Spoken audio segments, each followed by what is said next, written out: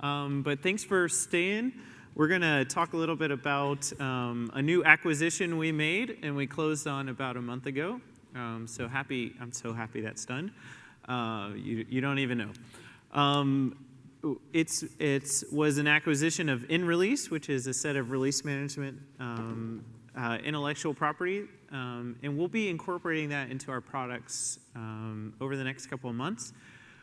But just before we get started, I'm Ed Blankenship. I'm a product manager at Microsoft for Visual Studio, ALM, and Team Foundation Service, and including release management.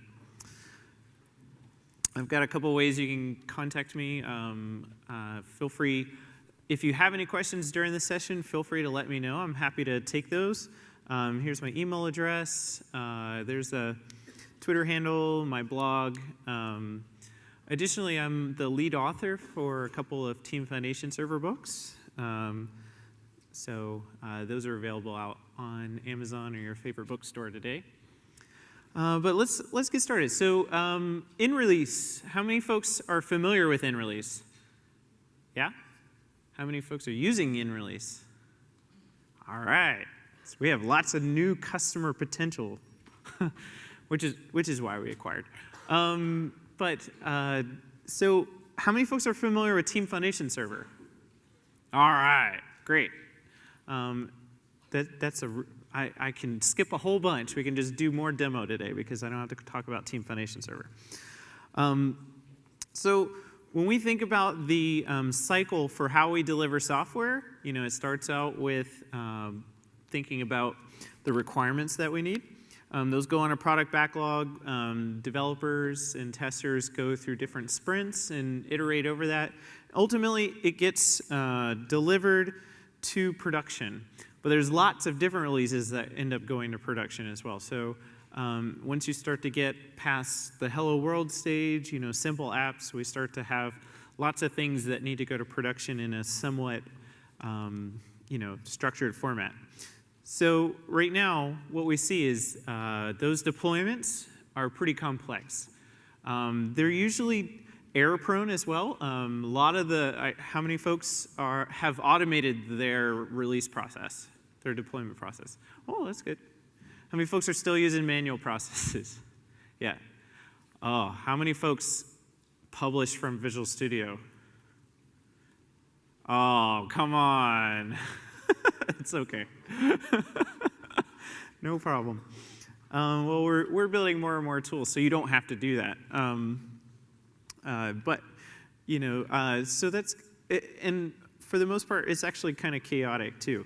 So what we've done in the InRelease product, in the release management pieces, we actually want to take the same builds and be able to reliably deploy them into all the different environments. So we'll coordinate all that for you. We'll manage that. We will do all sorts of stuff. We can provision environments as you need to.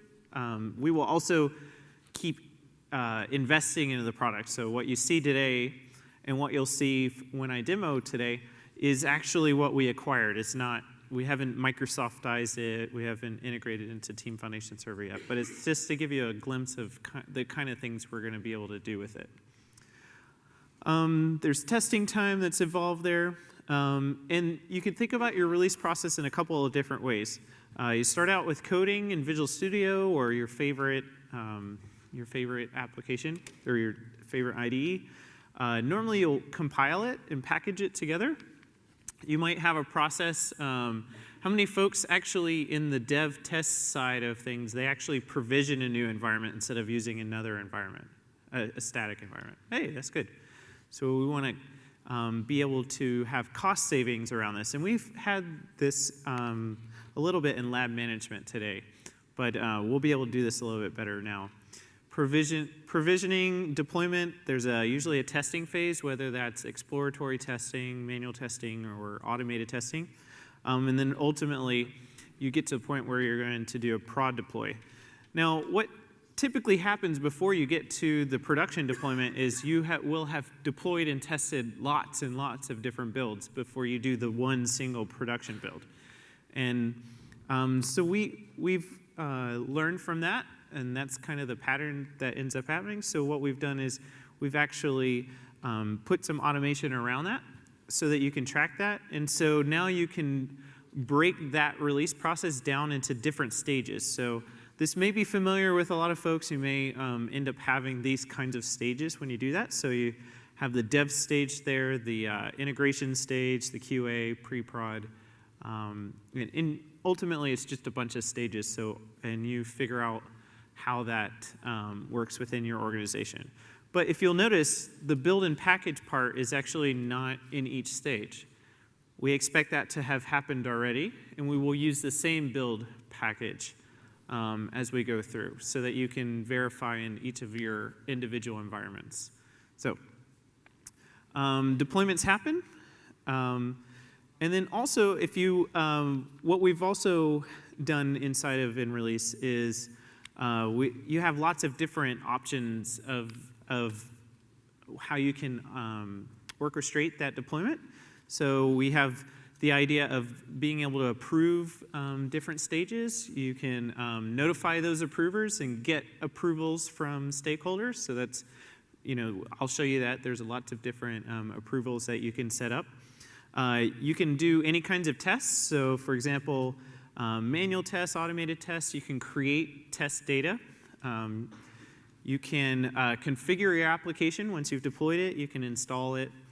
And then ultimately, you can set up the infrastructure, whether that's a static environment or a new environment that you've set up. So we've got lots of tools already in the stack that help you do this. So for example, Lab Manager is one of them. How many folks know about Lab Manager? Okay, good. Lab Manager is it's a feature built into TFS, Team Foundation Server, that works with System Center to be able to set up dev and test environments. It kind of self-empowers individual developers and testers to spin up their own environments and tear them down when they don't need them. You can do network isolated environments. There's all sorts of different things that you can do with it. We've got MS Tools and TFS Deployer that basically handles installation. We've got Microsoft Test Manager that's able to handle the testing aspects for you. With configuring the environment, you can use tools like PowerShell. You can use custom tools to configure your application for however you need. And InRelease ultimately will help you automate that deployment. So it will deploy the same exact way to each of the environments. And how many folks have the same exact automated deployment for every environment, including production? Yeah? How many folks have a different deployment, for pre-production and before, and then production is different?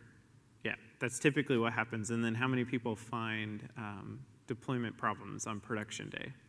Because you haven't tested the deployment out. Yeah, it happens a lot. So the idea we have is that we want to enable you to be able to do that the same way and be able to test out the deployment from environment to environment and still be able to protect production in a way that we need to be able to do that. So I'll show you that in the demo today. So we automate the workflow, the people workflow, and allows full traceability. So not only do we handle the automation of the deployments, but we will also track the different release artifacts that you need. So the sign-offs, the approvals, the acceptance criteria. There's a lot of different things that you can go in and capture during that process. So if you're in a high regulatory kind of environment, you can have the necessary documentation you need for your auditors. So here's kind of how it works. I just want to show this before we get started. These are the pieces that are necessary. So Team Foundation Server is just regular old Team Foundation Server. And InRelease builds on top of Team Foundation Server right now. So that has the build process, and the build process puts out a drop location. Usually that's in a file share of some sort. And then what happens is it notifies the InRelease server. So the InRelease server will work with a couple of pieces. So InRelease Web is a website that I'll show you that can handle approvals so people don't have to have anything installed on it. And then there's an InRelease desktop client. And the desktop client has all of the pieces that you'll need as a developer or an operations person to kind of manage those releases. So those talk back to the in-release server. And then on each of the environment servers, you'll actually have what's called the deployment agent. And so this is how it works today. Like I mentioned, we just acquired this. We were working on getting it integrated into the whole product, but the nice thing about this acquisition was it already worked. It was already built on TFS. And so we don't have many changes that we needed to do to enable you to start using that. So there's a preview that's available today. Microsoft.com/Visual Studio/InRelease is the current site. And you can download that preview and start using it today. Eventually, over time, we will not have these separate pieces. The client will move into Visual Studio. The server will move into Team Foundation server. And then what we will have is a deployer agent as well that will be very similar to System Center agents as well. So, all right. So, any questions so far before we get started? All right, cool. Well, let's go take a look. I'm done with slides, by the way. All right. Let's move on over. Okay. All right, so there's a couple pieces here I wanted to show you. This first piece, let me go ahead and I'll zoom this up. Make sure everyone can see. Everyone can see in the back? All right, cool. All right, so right now I've logged in as Julia. Julia is one of our release managers. And Julia is looking at the release Explorer, which shows any approvals that are necessary for her. So you can come in here. Briefly, what I want to do is I actually want to show you some of the previously approved builds. So you can go back in time and look at all the individual builds that have been released already. So you'll see we've got one here. It's about a month ago. It's the Fabricam call center. You've probably seen that one before. And if I take a look in here, it says it has one component. So this release is made up of one component. And inside of InRelease, you can actually have multiple components. And so we realize that your application is not just one component. It's not in one build. You may have it in several different builds, and we want to be able to take that and manage those pieces together.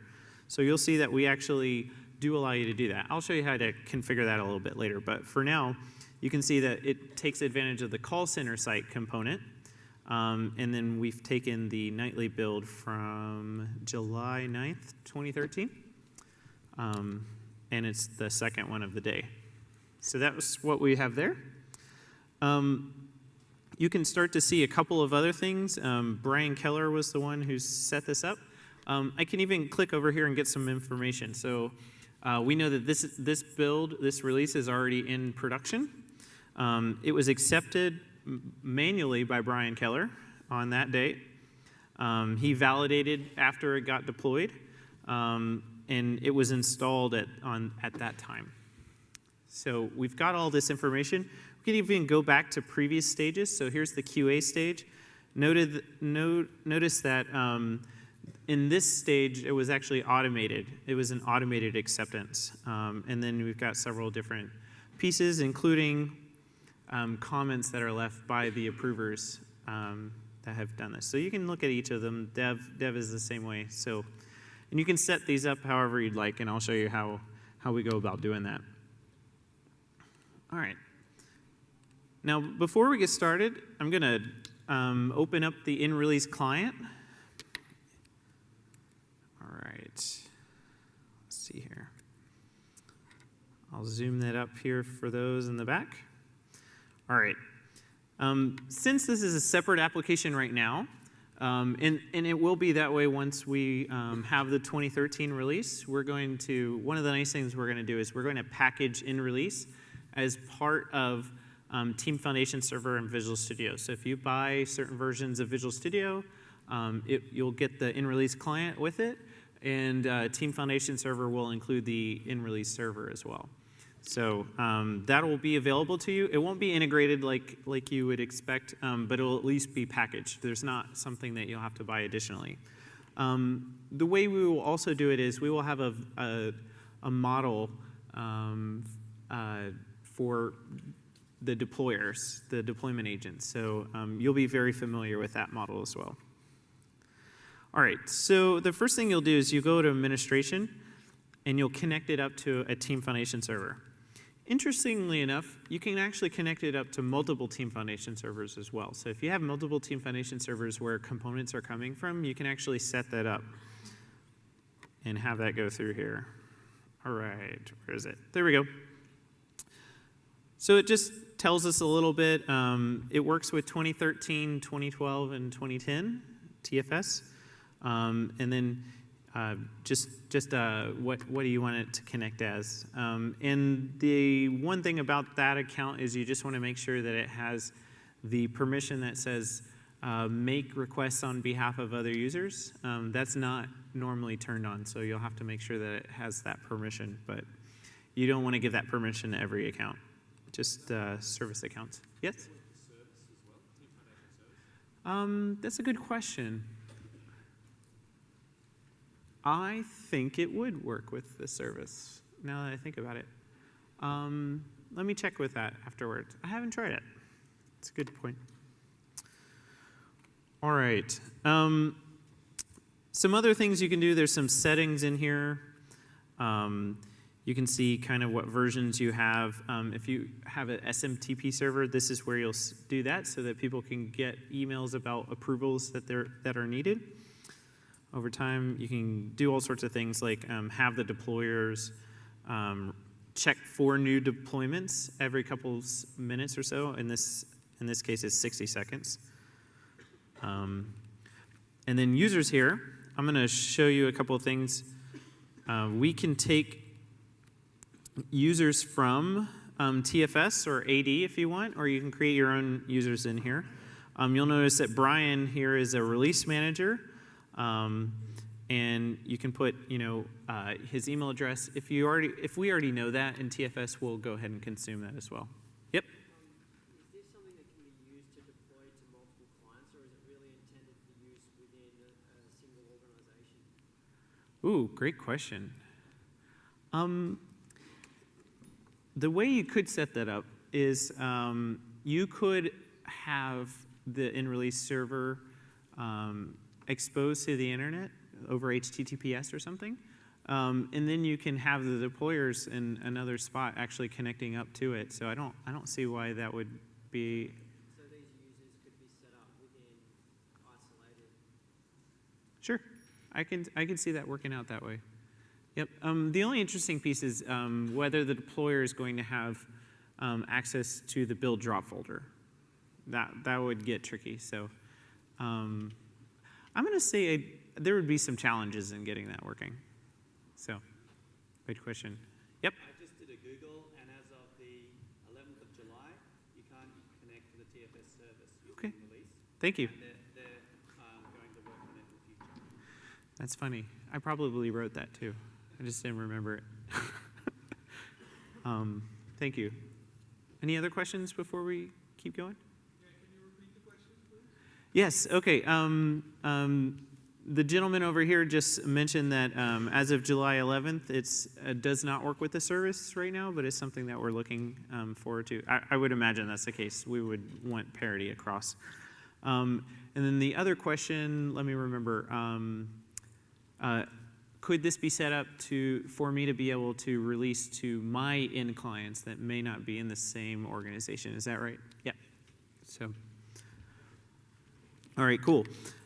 You'll also see that Brian's a member of a couple groups. These can be groups that you set up inside here or groups that are in TFS as well. And so I'll show you a couple of the groups, which is also where you'll set up the security as well. So if I open up the QA team, you can see the different people that are in there. And then security. There's a couple of security privileges that you do have.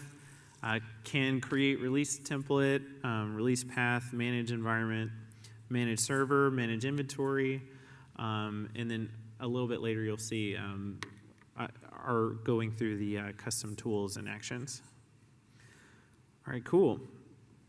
The other thing you may want to do before you get started is update what kind of stages people have. So you see there's just pick lists here.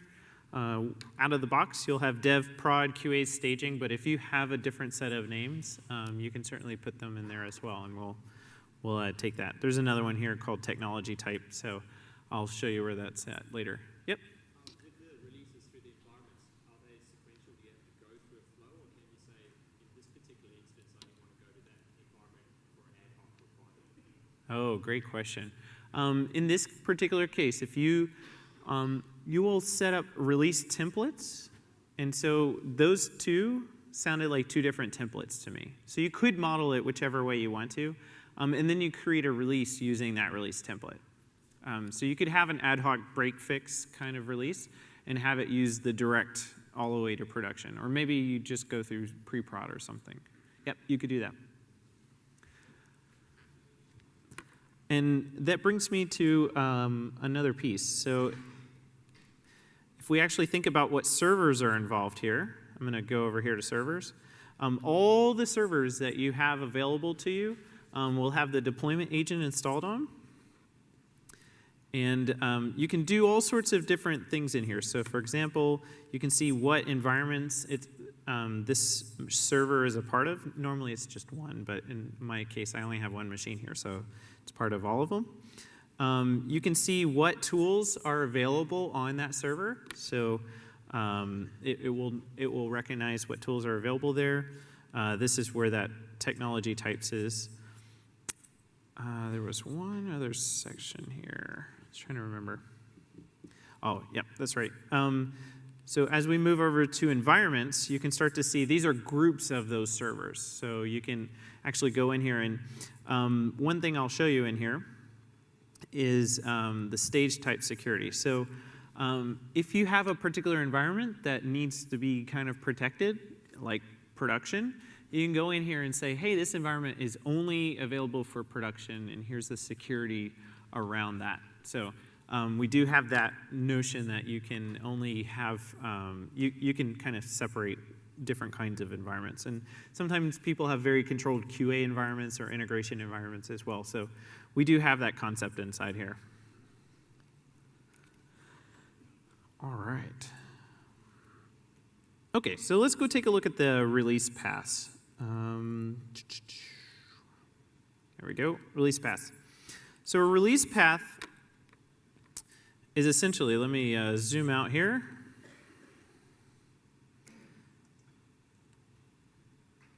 And then I'll zoom right in here.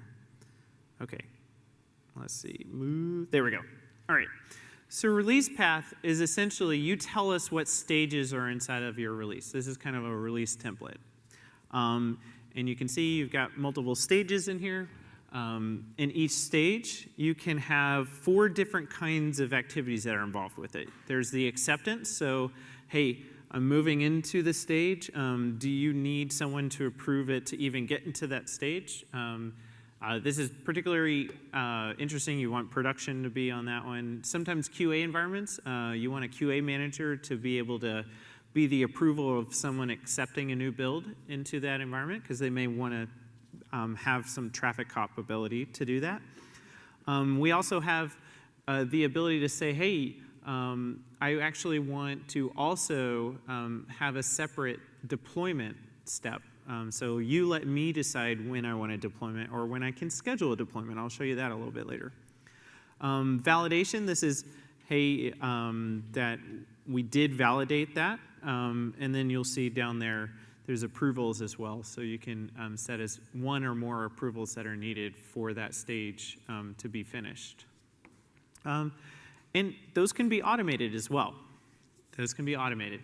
So if you don't need all of these, you just tick the little automated box, and we will keep moving forward for you automatically. You might not want to do that for production, but certainly if you're in a continuous delivery world, you could do that. Yes? Yeah, so validate is just saying, hey, there was a step. normally these are different people that are involved with that, but validate is someone who's actually gone in and maybe tested in the environment and said, hey, yeah, this is good. Approve is, hey, we've approved all of the activities for this stage are done. Validation is just testing, but you may need to also have, design document. I mean, there's lots of different acceptance criteria that people have. So the approval is there as well to make sure that people have gotten all the things necessary before it moves on. It's a good question. Any other questions? All right, cool. All right, so take particular attention to this one because we're going to be using this one today. You'll notice that we have everything's automated from dev to QA until we get to production, and production will end up needing our approvals for that. All right, cool. And you can also do security, by the way, so you can have different groups be able to actually edit this this release template, this release path. All right, cool. All right. Now this is where we go, the release templates are how we actually, this is how we actually go about automating the deployment itself. And you'll notice we know about each of these. So you see dev, QA, prod here. But first, I'm going to open up the properties here. This is where we define where the build is. So you'll see you can actually trigger this release to kick off every time a certain build happens. And so in this case, what we've done is we're going to use this release path, which is dev, QA, prod. And here is the build definition we're going to use. We're going to use the dev nightly build for that. And then we can say, hey, go ahead and trigger from that. Now, you can also do manual ones. That's where the security comes in place. So you can have someone actually start up a release, and you can do that manually as well. All right, so once we have that, you'll see the dev QA prod over here. Let me collapse this so you can see it all. All right, so this is where you start. This is, in our particular case, we only have one server, which is my server that I'm running here. But if we were to come over here on the side, actually, let's see if I can, is there a zooming? Yes, perfect. All right, over here on the side, you can see all the servers that we would know about are actually in there. So we would just drag that over if we wanted to. So I could do another set of activities on there as well, but I'm not going to do that. Ooh, nope, delete. There we go. You can put in things like parallel. So if we had 2 servers, we could put that in there and have them both, oops, there we go. There we go. And you can add multiple servers, and then that would actually have them do different activities. So there's, what you're probably not seeing is that this is actually Windows Workflow Foundation in the background. So if you're familiar with the Windows workflow concept, it's very, very similar.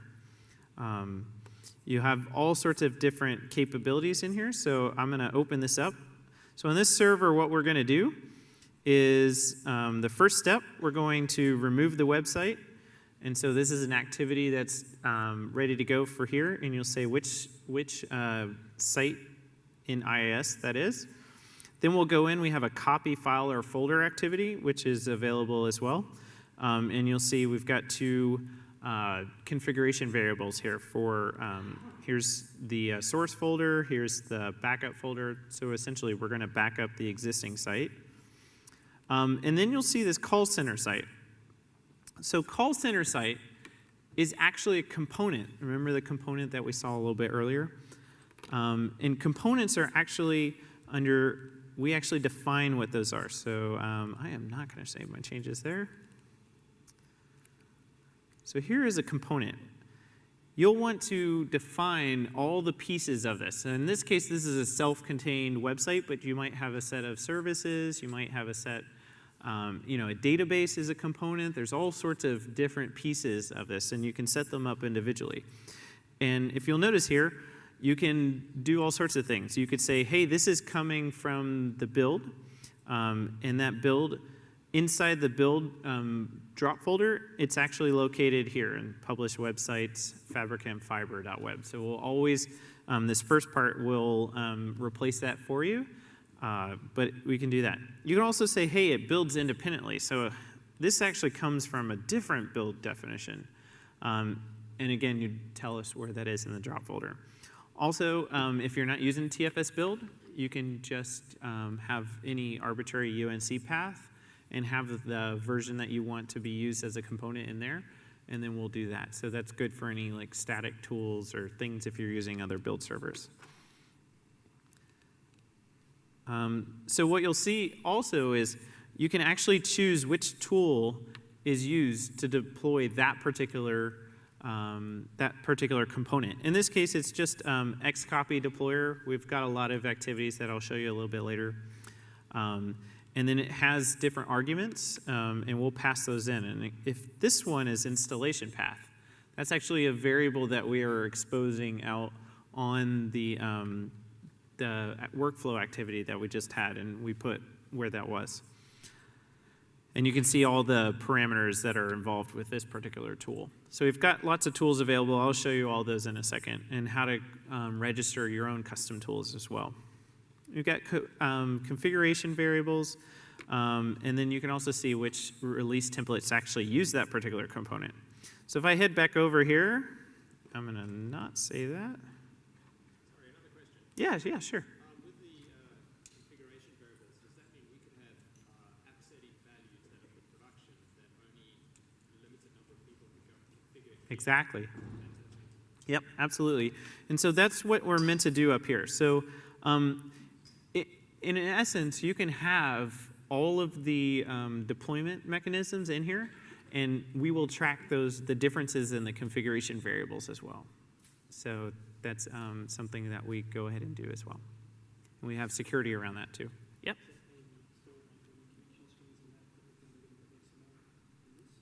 Yeah, so I think the question was, does that mean I can still capture XML configurations, config file settings and those kinds of things? And absolutely, we've got an activity for doing that as well, modifying that. The other thing we can do, interestingly, let me pop open. We have this concept, I'm going to remember 36. If I remember right. Man, 36? Nope, went too far.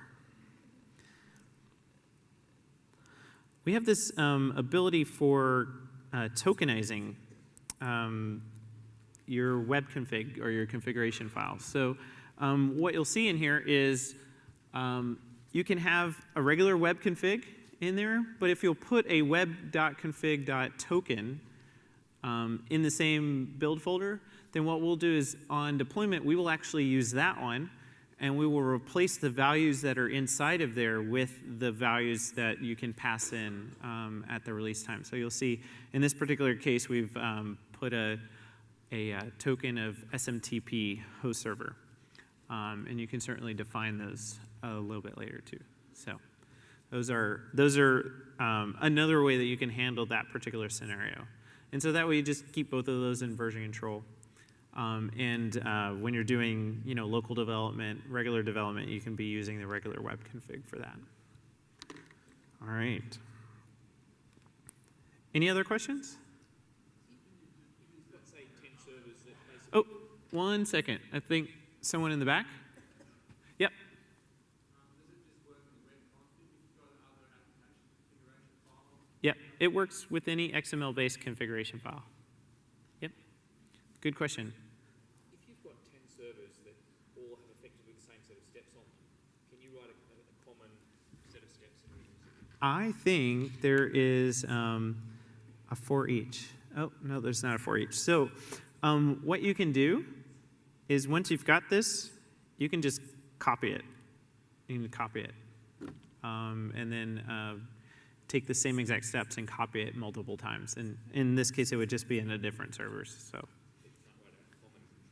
No, it doesn't look like you can. Certainly something we need to look at, though.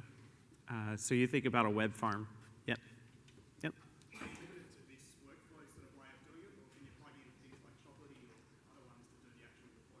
Yeah. So a little bit later, I'll show you how to actually create custom tools, and then you could use those. So you could make a chocolatey tool if you wanted to. Yep. That's actually a really good idea. If you're not familiar with chocolatey, it uses the NuGet kind of a paradigm for being able to install regular software, essentially. So it takes from NuGet feeds and just helps you install it. It's a crazy easy way of getting things going, too. User voice, visualstudio.uservoice.com. These would be great suggestions for them. You can actually vote on other ideas, and we actually take a look at user voice from time to time and use that for our product planning. So please get those in there. All right, cool. Where were we? All right, so let me go ahead and I'm going to collapse that again. We'll show you where we're at. So then we've got the call center site there.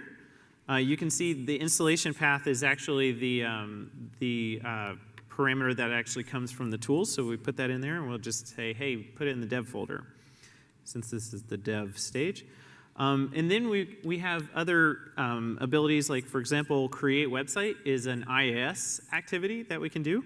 And you can tell it, hey, this is going to actually create the website in IIS, and what app pool do we want to use, and that kind of thing. So once you've done that, you can also even put in rollback steps. So if you take a look here, these are the rollback steps that if something did go wrong in the previous steps, it can go ahead and do this. Now, we don't have a magic rollback button that knows how to roll back your application. Only you will know how to do that. But we have several different tools available for you to, deploy a new DAC pack, or in this case, this is a simple website, so you can roll it back by taking the backup version and move it back. So, any question about rollback? It's an interesting one. How many people actually do rollback? Yeah? How many people do roll forward? We actually prefer the roll forward approach. So we don't spend a whole lot of time thinking about rollback. We actually just push out a new fix and do that quickly. So it's an interesting area right now around rollback. All right, cool. All right. So you can take a look. The other stages are exactly the same. You can modify them if you want them to be slightly different. And essentially, that will help you out quite a bit. All right. Now, what I wanted to do is, in inventory, I'm going to show you the tools. So these are the tools that are available. You'll see there's all sorts of different ones. IIS, MSI, these are the actual base tools, and what that does is it actually tells you, hey, IIS deployer. Well, this is actually a special executable that we have for you, and here's the arguments for it. Here is the resources for it, and we will actually go deploy that to those servers whenever it needs that. So that's one thing we can do. Oh, let me close that one. There's a couple of other ones. There's just a command line runner that will let you run any arbitrary command line, but it actually uses PowerShell to do that. So you can do PowerShell scripts. A lot of this is we've done with PowerShell scripts, and you can see which PowerShell scripts we've actually done. You're free to modify these however you like. You can create your own, but once you've established the tools that are available and what the arguments are for those, then you can come over here to actions. And actions are using the tools. So for example, with the IIS tool, you can do things like create site, delete site, update site. And then this is where you actually go in and say, hey, this is what I need to do. Create website does this. It passes in these parameters to that tool. Here's the parameters that I ultimately need to pass on to the person who's modeling the deployment. So you can add any number of tools, even your custom tools. You can add any number of actions, and these actions end up showing up in the workflow designer for you to be able to then move over and pop it into your deployment. So it's a really easy way of doing that, and it kind of helps you capture that for you. And we even handle the deployment of those tools for you as well. All right, cool. All right, now let's go over to Visual Studio, and I'll show you how this works with the build process. So I'll kick open build over here.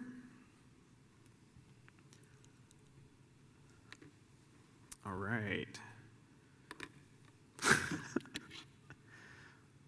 It needs to wake up. There we go.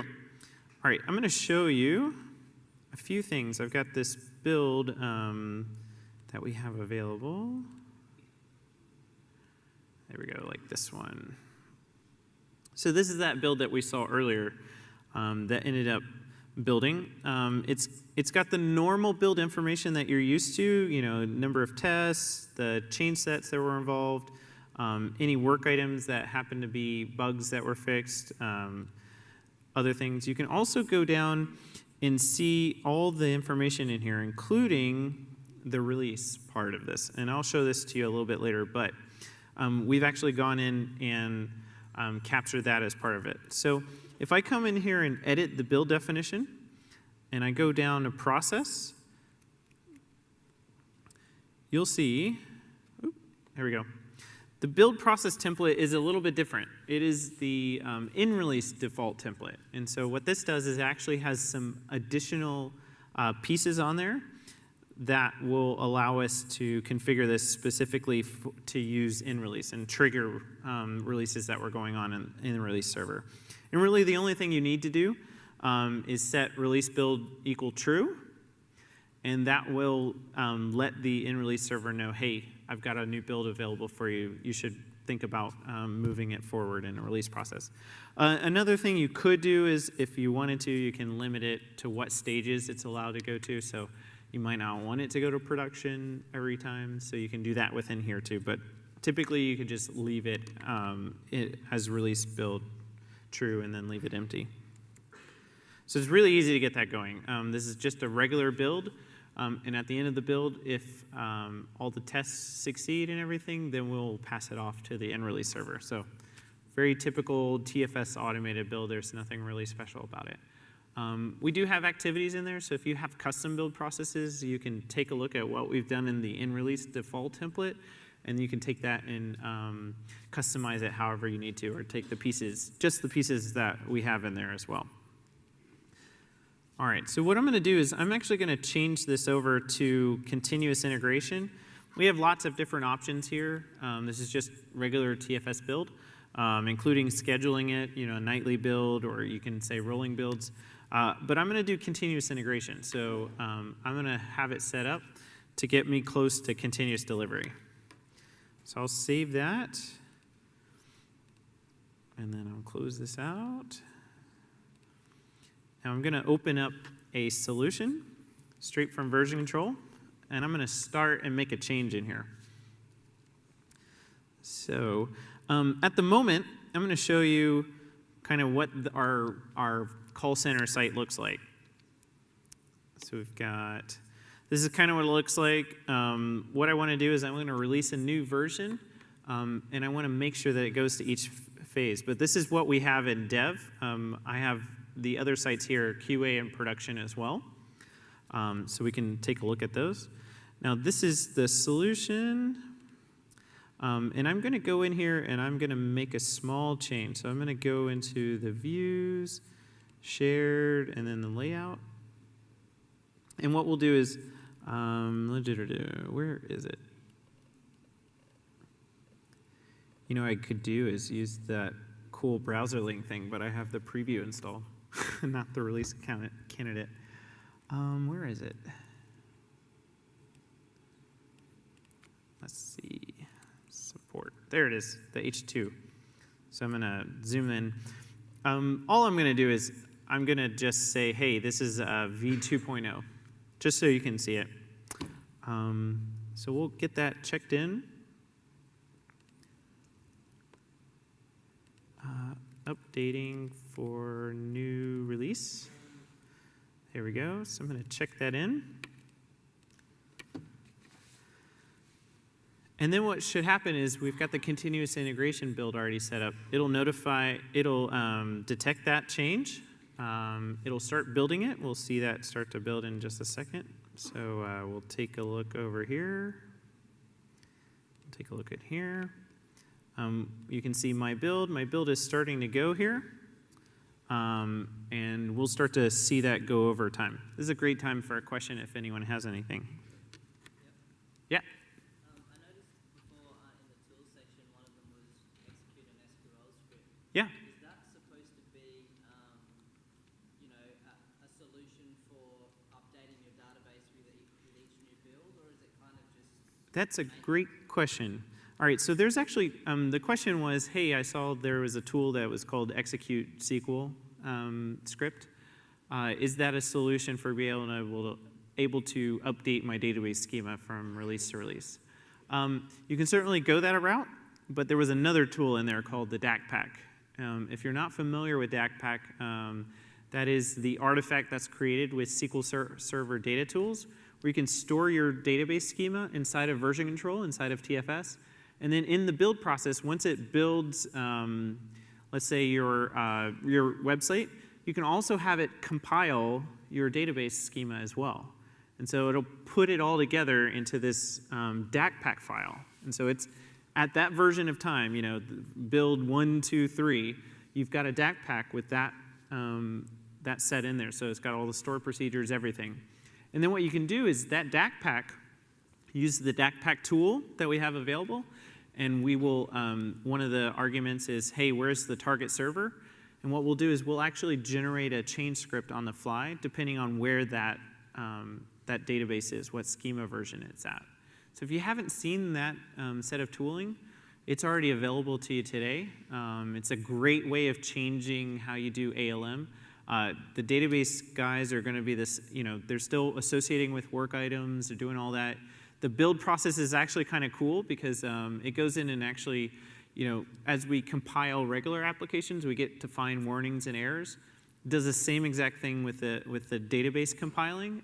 It'll go and figure out, hey, you're talking about this table that's in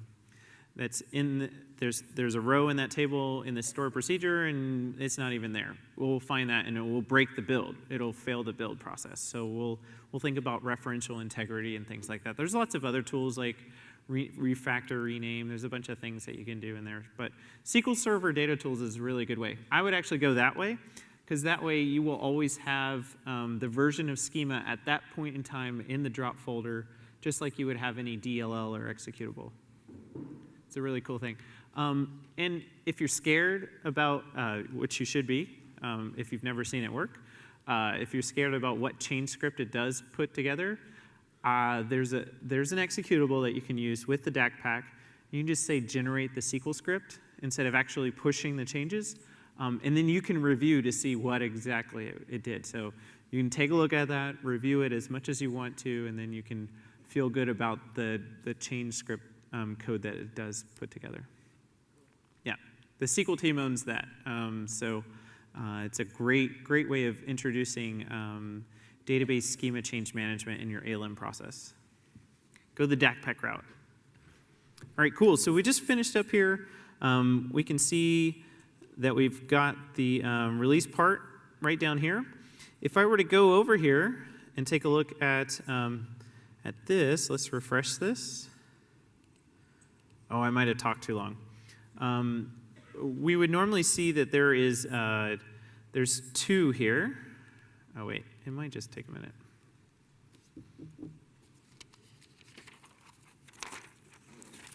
Normally, it would say there's 2 here. There's 2. That means there's one more in the traffic queue for the dev environment. But if I were to open that up, please help me. All right, did I just do that? Yep, 9.4. All right, cool. Oh, it already deployed. Okay. Normally we could see it going on, but we were talking. So you can see all the activity that's happened here. And if I were to look at the details here, you can see all the individual pieces that have happened. So you see, hey, here's the accept.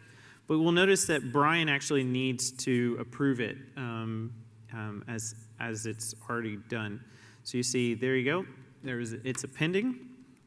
What I'll need to do is actually need to go be Brian for just a second. No one can be Brian, right? All right, and if you go into my approval requests for Brian, you'll notice he has an approval here. And he can look at all sorts of information about that. So I'll open that up. There we go. He can see, hey, that build trigger has been done. He can look at the workflow sequence. It's not an editable copy. You'll see the read-only bits of that. You can go in and do that. Here we go. And then if he wants to, he can actually approve this. So he'll go in, approve, make any comments. Yep, this looks good. And we'll say OK. All right, cool. So you'll see it starts to go on to the next step. We've moved up to QA. And you can see, hey, there's a deploy here.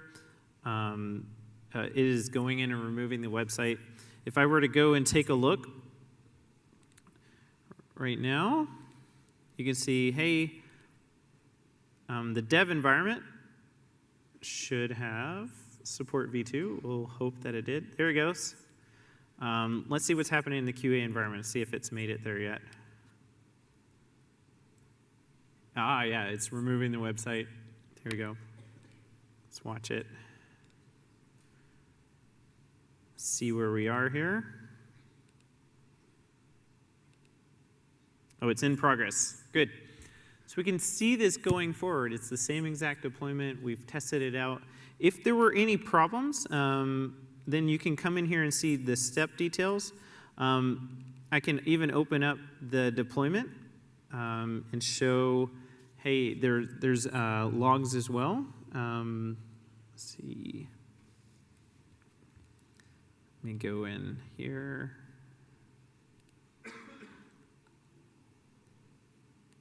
Let's see here.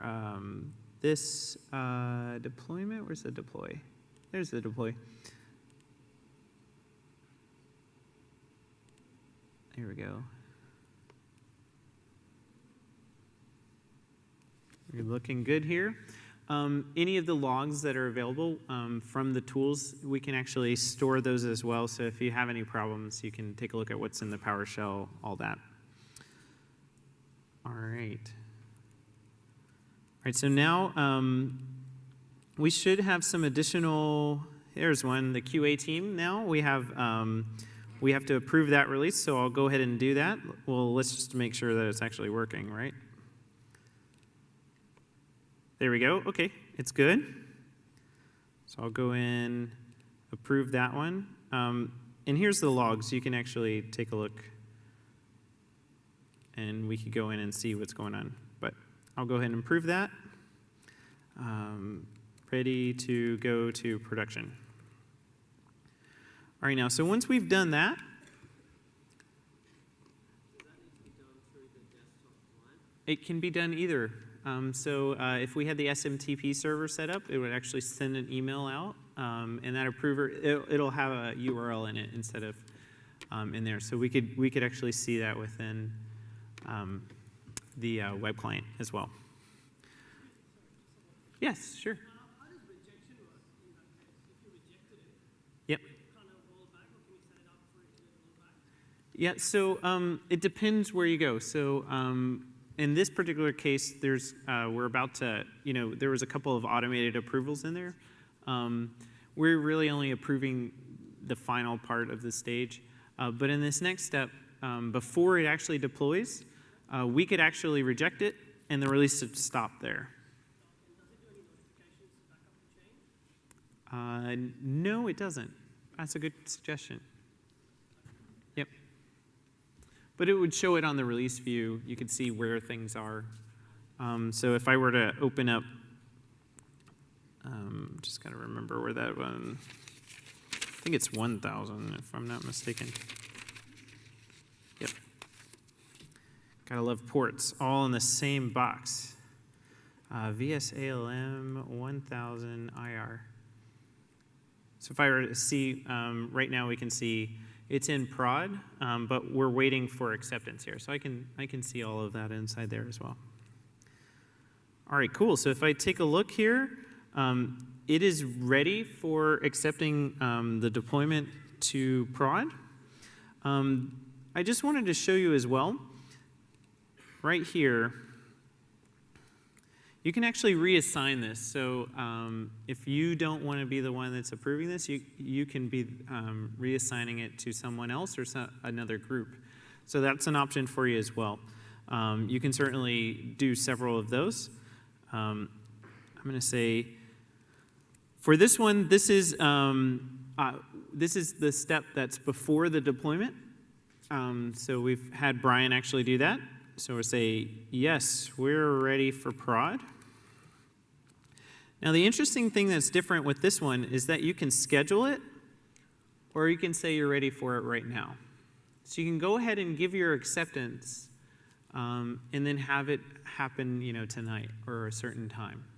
So we haven't seen this one before because they've been automated approvals, but now that we're at the point before the deployment, we can actually see and schedule that at a certain time. And so when that happens, we'll have that go. So I'll go ahead and just say, hey, go to prod now. So we'll let that go. If I were to take a look in here, we can start to see that the deploy is in progress now for production. So we'll let that go for just a second. Is there a way to handle environments where you don't have access to prod, where it has to go through an IT department? Yep. So we envision dev and ops to be able to work together, and ops set this up in a way that you can deploy to your production servers. And I mentioned a little bit earlier that you can set up security on specific environments, and you can set it up to where, hey, a dev or a QA person can't actually approve it to go there. Even no matter what release template they end up setting up, this environment is only, you have to have approval from someone in ops or someone. So yeah, you could do that. We've designed it that way. We're in a DevOps world, so we want to get our IT brethren and dev folks to work together. Yep, was there another question? It has to be from one account. I'm sorry? The deployment has to be from one account. No, you can set up multiple. But the deployment itself, the one that ran the script in the database and the one that deployed into the same account, or could be? No, it's whatever account you set up for the deployment agent. So the deployment agent is the one actually running it on the box. And the deployment agent talks back to the in-release server using a service account. But the run as account is actually done on the server itself because it's a deployment agent. It's a good question. Yep, so whatever you set it up. So in production, the production guys are going to go to the production server, set up the deployment agent, put in, have it run as, a certain service account that only has access to production. But it's up to them to do that. Yep. Yep. Does in-release handle only .NET solutions, or can it handle anything like Java, Xcode? Anything. And does it also support non-Windows environments? It doesn't support non-Windows environments yet. Yep, it's just a Windows space, but we can handle any technology that you want to. Yep. Database deployment, Oracle, Yep. and rollback. Nope, so you would just register those tools in there. It's certainly something we should probably put on the backlog, but you could register the published tools for Oracle and rollback. Yep, and then you can add them and put them in your sequence. Yep, good question. Any other questions? Yep, sure. Can you talk a little bit more or show a little bit more about the automated acceptance testing that you might have? Yep, so I don't have anything set up just yet. Do we have a session on that? I think we actually have a session on that. Do we have a session on MTM and automated tests? Yeah, Anthony Borton's doing a load testing talk. I'm surprised we don't have one this year, but. Oh, we just had it? Oh, how about that? So yes, so we have the ability in Team Foundation Server to store test plans and test cases and model those test plans with test suites. And those test cases they start out as manual, and then you associate automation with each of the manual test cases, and that's what makes them automated. And then what you do is you say, hey, I want to run these test suites in these configurations on these environments. And then that kicks it off. Now, we actually have a tool for kicking off an MTM automated run, and that's available in here. Let me go ahead and go here, and there we go. MTM automated test runner. And for us, it's just a PowerShell script, but it calls the TFS APIs for queuing up a new test run, and we tell it which environment it should go do that. So then it just goes, runs, reports back the data back to TFS. So you could call into any automation suite and have it return back to Yep. And if there was a problem with it, it would fail. So then it would go to the rollback, if you had a rollback. Yeah, so it's great. So you start to see all of the pieces start to flow together. Now, we wouldn't be able to wait on like manual testing, and that's really why we have those extra steps, the validate step. Whoever does the validate step just needs to make sure, hey, automated tests were acceptable. Manual test, exploratory testing runs, all of those have been done. So that's why we actually have that, human step in there. Those are good questions. Yes? Could you, for the manual tests, could you have it as a while loop to say while not manual tests complete, like accept it fast? Oh, well, that'd take forever, right? Or is there a while loop? No, so this does the deployment, and once the deployment is done, then those other activities happen. And so you're still in that stage, you just haven't gone past the validation step of that stage. And so everyone else would say, hey, we're in this stage, but we're waiting on QA to actually validate it. Yep. Will this handle SSI scenario support? I'm actually not familiar. What's SSI? Oh, SSIS. Sure. Can you do it by command line? You can do anything. We got PowerShell, we got all sorts of stuff. If you've got a tool to deploy it, you can do it. If you need to install something, msi exec.exe. Give it the installer /i. We have all sorts of different things that you would be able to do with that. Heaven forbid, if you need to make your own executable, for doing deployments, you can do that as well. So that's an option for you as well. All right. So now that we go over to, let's take a look here. I'm going to go in here, go track releases. If we take a look at the releases, you'll see that we have our release there. I think Brian needs to actually go approve one more thing. Yep. We'll do that. This looks good in production, and I think we're good to go. All right, so we can go take a look at this. We now see that it is released. We can see that it's in the prod stage. We can go back and look at any of the pieces that happened inside that release. And we're good to go. Everything's in TFS. We have all the necessary information that we need for that. And then you're ready for the next release. Yep. Is in-release kind of designed to be integrated with TFS?